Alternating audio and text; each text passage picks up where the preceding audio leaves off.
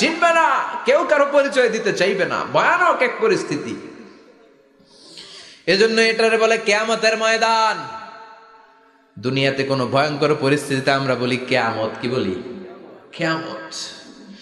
সাইয়েদনা আদম বলবে আমি পারবো না, আমার কাছে এসে লাভ নাই, তোমরা নূহ আলাইহিস সালামের কাছে যাও। সাইয়েদনা নূহ বলবে পারবো না, ইব্রাহিম আলাইহিস সালাম বলবেন পারবো না, মুসা আলাইহিস সালাম বলবেন পারবো না, সাইয়েদনা ঈসা আলাইহিস সালামও বলবেন পারবো না। তবে ঈসা আলাইহিস সালাম বলবেন শোনো, এত জায়গায় দৌড়ে যে কোনো লাভ নাই, জায়গা মতন যাও, কাজ হতে পারে। সবাই বলবে কোন জায়গা বলে দেন।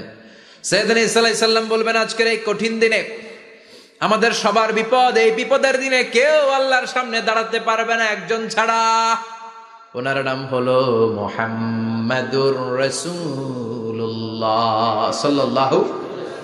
বিশ্বনবী মাকামে মাহমুদে তখন সিজদায় পড়ে থাকবেন।